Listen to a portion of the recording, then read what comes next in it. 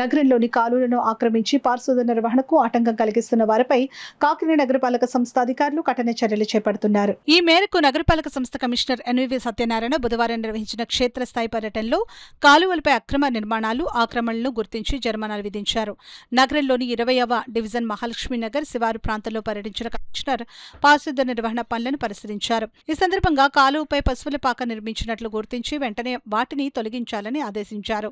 సంబంధిత యజమానికి 3,000 రూపాయల జరిమానా విధించారు.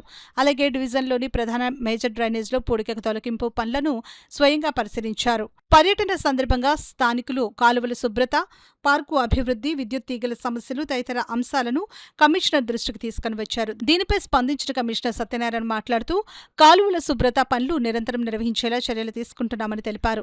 పార్కులో కనీస మౌలిక సదుపాయాల కల్పనకు ఇంజనీరింగ్ విభాగం అధికారులతో చర్చించి అవసరమైన చర్యలు చేపడతామని చెప్పారు. విద్యుత్ తీగల సమస్యను సంబంధిత విద్యుత్ శాఖ అధికారులు దృష్టికి తీసుకుని వెళ్తామని వెల్లడించారు. అనంతరం కమిషనర్ అన్నమఘాటి సెంటర్లోని అన్న క్యాంటీన్ను సందర్శించి అక్కడి ఏర్పాట్లను పరిశీలించారు. ఈ కార్యక్రమంలో health officer doctor Prithvicharan, corporation ఏఈలు, డిఈలు తదితర అధికారులు పాల్గొన్నారు. ఈ డ్రైన్ వెళ్లే కరవట్లో ఒక హౌస్ ఓనరు మన డ్రైన్ ని కూల్చేసి ఆ బండ ఏది ఉంటుందో బండ కూల్చేయడం వల్ల ఈ మట్టి అంతా వచ్చి ఆ డ్రైన్ లో కలిసిపోతుంది. దానివల్ల వాటర్ ఫ్లోయింగ్ కి చాలా ఇబ్బంది వస్తుంది. అట్లా జరగకుండా కూడా చేస్తున్నాం. అతనికి కూడా ఫైన్ ఇంప్లీట్ జరిగింది. దానికి కన్సర్న్ సెంటర్ సెక్రటరీ గారు 2 ఫైన్లు, ఎవరైతే పశువులు పేడ డ్రైనేజ్ ఆయనకి ఒక 2,000, అతనికి ఒక 2,000, పశువులకి 3,000 ఇస్తున్నాము ఫైన్. ఆయనకేమో 2,000 ఫైన్ వేసి, అంటే ఫైన్ అనేది ఈ వారికి ఇబ్బంది పెట్టాలని కాదు, బట్ ఓన్లో కొన్ని డిసిప్లిన్ పెంచడం కోసం కొంచెం కాషియస్. అదర్వైజ్ దీనివల్ల సో మెనీ పీపుల్ ఇన్కన్వీనియన్స్ అవుతుంది.